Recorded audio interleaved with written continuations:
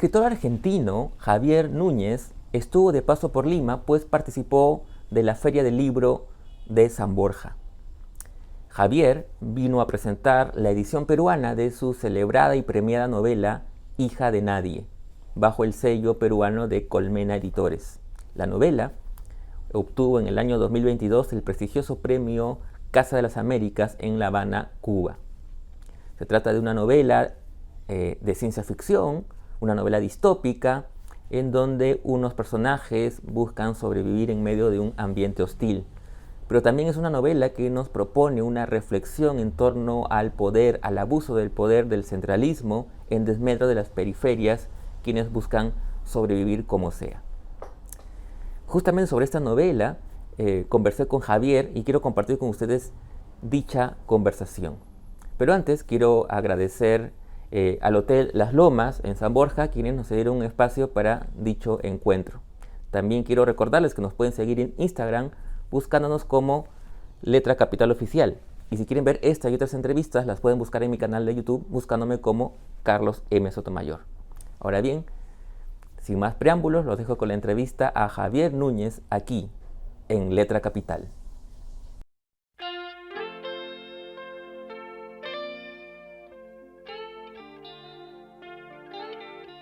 Hola Javier, ¿cómo estás? Primero que nada, gracias por tu tiempo y por esta nueva conversación ahora a propósito de tu novela Hija de Nadie, que es una novela que ganó el premio Casa de las Américas, ¿no? Si no me equivoco, en 2023.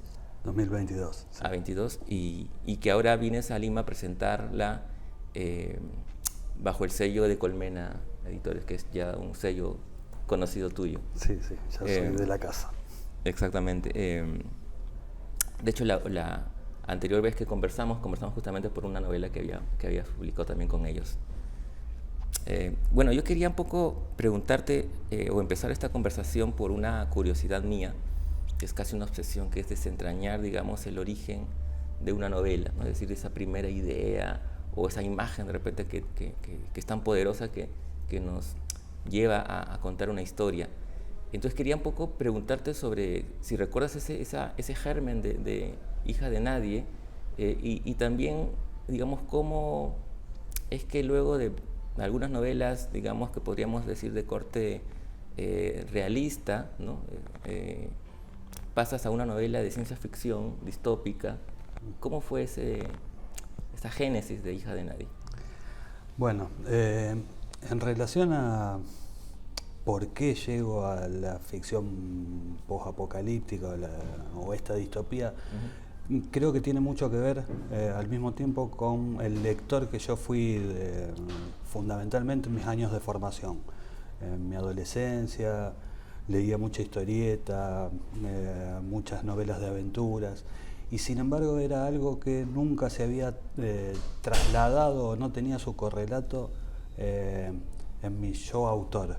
Eso que yo tenía en mi yo lector no había pasado al autor. De algún modo me había desviado hacia un camino, fundamentalmente en la novela, mucho más realista. En el cuento sí aparecían cuestiones que tienen que ver con los géneros. Entonces siento que era como una deuda pendiente y tenía ganas de experimentar ese camino. Además me gusta el desafío de tratar de no repetirme de una historia a otra o proponerme esas pequeñas rupturas que implican hacer un género o una aventura totalmente nueva. En cuanto al germen de la novela, tengo bastante claro una imagen que fue una imagen disparadora. Yo veía de algún modo a dos personajes en una ruta, en un mundo posapocalíptico. Está muy asociado de algún modo a la carretera de Cormac McCarthy. Claro. El padre y el hijo que... Exacto. Y la sensación era como una idea de continuidad a partir de eso. La novela de Cormac McCarthy es un padre con un hijo y que está todo el tiempo pendiente en esa idea de no dejarlo solo al hijo. La novela se basa fundamentalmente en ese deseo. Y mi pregunta y mi imagen tenían que ver con si ese hijo se quedaba solo, a él, quien lo encuentra, cómo se va forjando esa relación cuando no preexiste la relación de afecto. Claro. Y entonces empecé a pensar en la posibilidad de contar una historia de un hombre que se encuentra con un chico o una chica adolescente en un mundo post-apocalíptico y se tiene que hacer cargo de esa otra persona a pesar de sí mismo. Me interesaba mucho que el hombre no quisiera hacerse cargo de esa criatura y que de algún modo se fuera transformando en héroe a pesar de las circunstancias o contra las circunstancias. Claro. Sin spoilear mucho, la novela empieza con una madre y una hija huyendo en la ruta.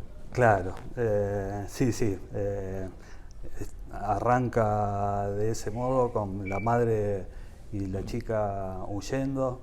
Yo no le tengo mucho a los spoilers y aparte me parece que es una cuestión clave y fundamental de la novela, la muerte de la madre en esa primera escena, claro, y en ese primer capítulo. Está muy alienado.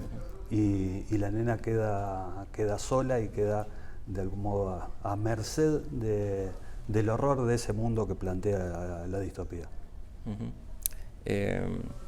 Ahora, la novela que claro, es un mundo, digamos, distópico, ¿no? Hay una parte en la que me parece que de alguna manera resume la atmósfera, ¿no? Cuando el narrador dice, el mundo que conocían había nacido de las ruinas de otro mundo, ¿no? Y claro, es un mundo, digamos, que llega a un, digamos, por decirlo, adelanto científico, tecnológico, y de repente hay un boom para atrás, ¿no? Y eso es donde están ahora los personajes. Sí, hay otra suerte de explicación del narrador cuando dice que era como si el mundo hubiera retrocedido cientos o miles de casilleros en el tablero de la historia. Cierto. Porque me interesaba mucho eso. Yo quería escribir una distopía en el futuro, pero a mí me gustaba el clima y el género más propio del western o de la gauchesca, cuestiones donde no estuviera tan presente la tecnología, sino los personajes expuestos ahí a grandes llanuras, en el aire libre, en caballos, un desplazamiento fundamentalmente mucho más moroso. Y lo que siento que encontré para eso era la combinación que además al mismo tiempo me permitía acrecentar la diferencia fundamental entre los perseguidores y los perseguidos. Porque los perseguidores, que representan el poder del Estado de algún modo y de esa ciudad que quedó en pie, que absorbe toda la tecnología y que se alimenta de los recursos naturales, sigue teniendo el poder de los vehículos y de las naves que vuelan, que son como cepelines. Y los otros se tienen que escapar y desplazarse en carretas o caballos. Esa enorme diferencia me servía también para seguir hablando de un tema que está muy presente en la novela, que es la exclusión absoluta de los más desposeídos, que son expulsados de la ciudad, librados a su suerte en esa tierra de nadie, y donde tienen muchísimos menos recursos que los demás. Claro. Eso que dices justamente me parece interesantísimo porque, claro, cuando uno lee la novela, por lo menos yo no pude evitar relacionarla con el presente, es decir, y ahí viene lo maravilloso de la ciencia ficción, que a pesar de que pueda nos contar una historia, digamos, en el futuro, pero en realidad sigue anclada en el presente, ¿no? O sea, pensaba, por ejemplo, en esto que dices del poder concentrado en una ciudad y luego, claro, lo externo a su libre, a lo que puedan sobrevivir o como puedan. Pensaba justamente en países como el Perú y seguramente también muchos de Latinoamérica, donde la cuestión centralista es demasiado abismal frente a la periferia, digamos, ¿no? Y claro, estas grandes diferencias y esta inhumanidad que también me hizo pensar el hecho de, digamos, de que en la periferia tengan que sobrevivir como sea, a la indiferencia del centralismo, del poder central, ¿no? Yo que más o menos tengo algo de información respecto a Argentina, porque es un país al que tengo mucho cariño, escuché la otra vez horrorizado a alguien del gobierno de Milei decir que, bueno, si un hijo nace discapacitado, no es problema del Estado. No. Sí, sí, es terrible porque entre todas las destrucciones que está llevando adelante el gobierno actual argentino, de instituciones vinculadas con los derechos humanos, de destrucción de la cultura en general, porque están desfinanciando absolutamente todos los organismos que en su momento, organismos estatales que facilitaban el acceso a la cultura o la producción de cultura, como el INCA, como la CONAVIP, los organismos vinculados a la ciencia. Además, pregona ese individualismo exacerbado, a ese punto de decir el problema de los individuos es de los individuos y no del Estado, y si alguien tiene un hijo discapacitado se la tiene que arreglar, que es absolutamente horroroso y de algún modo, claro que se vincula con esto, porque creo que la ciencia ficción siempre nos está hablando de algún modo del presente. Si bien yo no soy experto en el género de ciencia ficción, soy lector de algunos libros, pero no leo habitualmente tanto de géneros, mucho más quizás en la historieta y en el cine.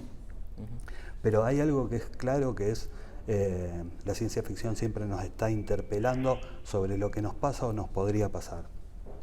Y estas circunstancias de las que hablábamos, del individualismo que vemos hoy en día, tu ejemplo me hacía acordar a otra cosa. Muy poquito después de haber asumido Milei en Argentina hubo una tormenta terrible en Bahía Blanca. Ahora, este año hubo otra peor, pero en la de aquel momento, recuerdo que el presidente viajó hasta allá y dijo que era un problema de la gente de Bahía Blanca y que se tenían que arreglar y tenían que resolverlo entre ellos. Es absolutamente horroroso y hasta inconcebible esa proposición de destrucción del Estado desde adentro del Estado, y cuesta muchísimo entender cómo ha llegado al lugar donde está. Pero volviendo a la novela, tiene que ver con esa especie de extrapolación de estos horrores del presente y llevarlos a sus máximas expresiones. En la novela, esta especie de ciudad de Baire se alimenta de todo, los recursos que están alrededor, expulsa a los demás a que sobrevivan como pueden, y ahí, en ese territorio de nadie, la gente que trata de sobrevivir como puede, generalmente tiende hacia el individualismo, hacia salvarme yo como sea, a costa de lo que sea. Y ese, creo, era el territorio que me interesaba explorar, cómo en medio del horror pueden sobrevivir o persistir los rasgos de humanidad de los personajes que van a lograr atravesar esa barrera de lo individual para tratar de conformar algo colectivo y en momentos determinados pensar también en el otro. Claro, porque digamos, Yara, que es esta chica que queda huérfana por la pérdida de la madre y que finalmente es, como tú dices, de alguna manera adoptada por este otro personaje, conforman una especie de trupé, ¿no? que va huyendo. Y claro, ahí se ve mucho el individualismo del salvarme yo a toda costa, pensando en mí, digamos, en el yo. Pero también está la idea, pues, como tú dices, de lo colectivo, ¿no? Que me hacía mucho pensar mientras leía a esta historieta que ahora se ha llevado a la pantalla, ¿no? Que es El Eternauta, y la idea de sobrevivimos, pero siempre en grupo, de manera colectiva. Sí, sí, también es una relectura de la novela que yo hice ahora. Sinceramente no tenía, volviendo a leer El Eternauta, ahora encontré también así como vínculos claros. Yo obviamente fui lector de Oesterheld durante mi adolescencia, y reconozco más incluso las marcas para esta novela en sus historietas de cowboys como Sargento Kirk, que en El Eternauta. Y sin embargo, ahora en las relecturas, claro, encontré un montón de cosas que también me remitieron a eso. Pero bueno, tenía que ver, o mi intención estaba muy vinculada con eso, con cómo se van forjando los lazos en esta especie de comunidades. En la novela aparecen estos tres personajes que viajan, se unen a una caravana más grande, que en la caravana también se empiezan a percibir esas diferencias de gente que solo piensa en sí misma y otra gente que cree en el poder de los lazos y en construir algo en conjunto. Y me parece que son quizás no tan pensados esos movimientos o esos gestos de la historia, sino cosas que van apareciendo naturalmente, porque soy sincero, en ese sentido tampoco me propongo a la hora de la escritura armar todo este tipo de cuestiones, sino que la historia me va llevando a determinadas peripecias y situaciones que después en la relectura o en el mismo proceso de escritura voy descubriendo cosas que de algún modo estoy diciendo sin saber que trataba de hablar finalmente de eso. Claro. También el hecho, cuando leía de los caballos y de estas llanuras, pensaba también y bueno, lo has mencionado también, ¿no? En tu gusto por el western.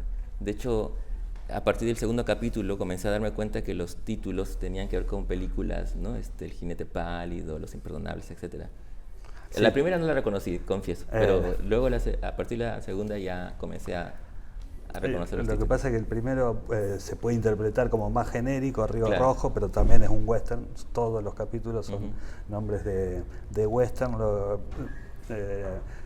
Pueden diferir algunas traducciones, a veces uso la traducción de la película que se hizo para Latinoamérica y a veces el título que se usó para España porque me servía mejor para el contenido del capítulo, pero sí eso busqué que cada uno de los capítulos remitiera al título de alguna película del género. Sí, es un género que a mí me empezó a gustar fundamentalmente más de adulto, pero leía algunas novelitas y historietas siendo chico que ahora para la escritura de la novela volvieron, y miré mucho cine durante la escritura de la novela para la preparación. Creo que tenía que ver también con la búsqueda de un clima, de un perfil para los personajes, para las escenas. Pero al mismo tiempo lo que traté es de hacer un viraje y darle un anclaje en el territorio latinoamericano, llevándolo un poco también hacia el lado de la gauchesca. Me gusta pensar que la novela, como también pasa en algunas otras novelas, lo que hace es alimentarse, en algunas otras novelas mías quiero decir, alimentarse de recursos, de géneros, pero para crear algo que no termina de encajar del todo en ninguno. Me gusta trabajar en ese territorio híbrido, en esa especie de línea de frontera entre una cosa y la otra.